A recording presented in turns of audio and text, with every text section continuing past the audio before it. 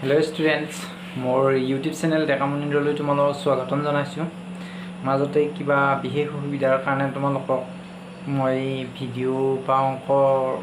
কৰি দিব পৰা নাছিলো আহা আজি আমি পুনৰ আৰম্ভণি কৰোঁ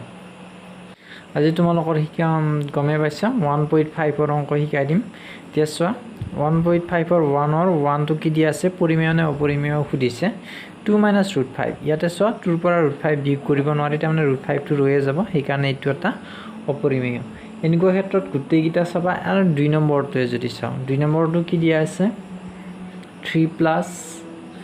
√23 ইয়াতে ব্ৰেকেট আছে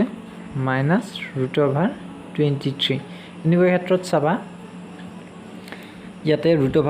ইয়াৰে যদি আৰু এটা স্টেপ আমি কৰিব যাও তেতিয়া হলে কিনকো হ'ব 3 +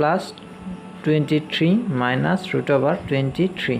এইটো কেনসেল হ'ব হলে আমাৰ অকল কি থাকিব 3 টো পৰিমেয় নে অপৰিমেয় পৰিমেয় তাৰমানে এই গোটেইখিনি আমাৰ পৰিমেয় এনেকুৱাকৈ গোটেইকিটা অংক আমি ক্যালকুলেশন কৰি চাম যদিহে আমাৰ √7 √2 এনেকুৱা ধৰণৰ বা পৰিমেয় সংখ্যা পাই নাথাকে তেতিয়া হলে হেতু পৰিমেয় আৰু যদি এই কিবা √ৰ তলত এনেকুৱা মৌলিক সংখ্যা ৰৈ যায় তেতিয়া হলে হেতু অপৰিমেয় যেনে ধৰিলো হল ইয়াতে আৰু এটা আছে তোমাৰ উলিয়াই দিলো 3 নম্বৰটো কি আছে 2 √7 / 7 √7 এটো দেখা দেখি ক্যান্সেল কৰি তেতিয়া হলে 2/7 p/q আৰিত আছে এটো পৰিমেয় আকৌ যদি আমি এটো চাও কি আছে 1/√2 এটো পৰিমেয় নে অপৰিমেয় এটোৰ ক্ষেত্ৰত চাও তোমালোকৰ দেখা দেখি √2 এটো আমি যদি এনেকে হৰ পৰিমেয় কৰো ইয়াতেও যদি এনেকৈ দিও এইবোৰ কৰাৰ প্ৰয়োজন নাই তোমালোকক বুজাই দিবৰ কাৰণে হেয়া কৰিছো ইয়াতে √2 দিলে ইয়াতে √2 দিব লাগিব এতিয়া চোৱা এখিনি যদি আমি ক্যালকুলেশন কৰো কি হ'ব তলৰটো √2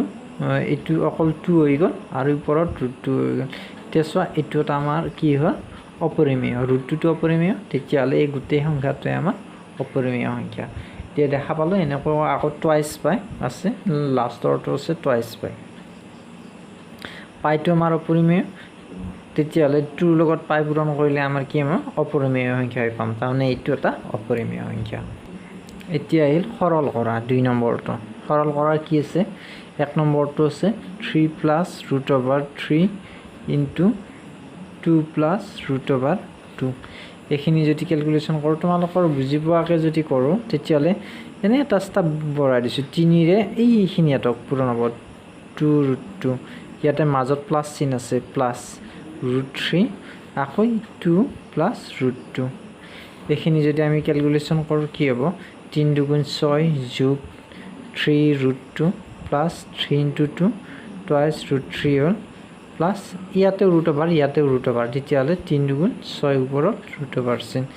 এতিয়া তোমাৰ এখিনিয়াত এনেকৈ ৰৈ যাব যেনেকৈ আছে তাৰমানে এইটো ক্যালকুলেশন কৰিলে ইয়াক আৰু বিশেষ সৰল কৰিব পৰা নাযাব ই এনেকৈ থাকি যাব খিনি হ'ব এবাৰ আহিলা আকৌ 2 ৰ 2 টো কি দিয়া আছে 3 + √3 * 3 - √3 এটো কি সূত্ৰত পৰে a + b a - b তেতিয়ালে a² - b² সূত্ৰটো নিশ্চয় মনত আছে এনেকুৱা যে সূত্ৰটো আছিল a + b * যদি a - b হয় তেতিয়ালে কি হয় a² - b² এটো সূত্ৰ তোমালোকৰ নিশ্চয় মনত আছে এটো সূত্ৰ নিশ্চয় মনত আছে এটো সূত্ৰ এপ্লাই কৰিছো তেতিয়ালে কি হয় a² এর ঠাইত 3 আছে মাইনাস b ঠাইত √3 আছে তেতিয়ালে কি হল 3 3 * 9 আৰু √3 ৰ উপৰ যদি স্কয়াৰ থাকে 3 হ'ল 9 3 গলে 6 এইটো আছিল তোমালোকৰ 2 নম্বৰ তাৰ পিছত 3 নম্বৰটো কি আছে √5 + √3 হোল স্কয়াৰ আছে এতিয়া তোমালোকৰ এইটো সূত্ৰ মনত আছে a + b হোল স্কয়াৰ = কি আছিল a² + টুৱাইস ab মানে তাৰ পিছত কি আছিল প্লাস b² এই সূত্ৰটো তোমালোকৰ নিশ্চয় মনত আছে এই সূত্ৰটো নিশ্চয় মনত আছে এই সূত্ৰটো ইয়াতে এত ঠাইত এইটো হ'ল √5 হ'ল b ঠাইত এইটো হ'ল √3 তেতিয়ালে এই সূত্ৰটোৱে পাতিছো এই সূত্ৰটোতো মনত আছে a square plus twice ab plus b square এইটোকে ইমান হ'ল ইয়াত ঠাইত √5 হোল স্কোয়ার প্লাস টুৱাইছ √5 ইয়াত ঠাইত হ'ল √3 b ঠাইত হ'ল প্লাস √3 হোল স্কোয়ার এইটো √3 আশা কৰোঁ আখৰবোৰ চিনি পাইছে এনেও লিখাৰ লগে লগে কৈ যাই আছোঁ √5 মানে √5 হোল স্কোয়ার মানে 5 5 3 গুণ 15 2 √15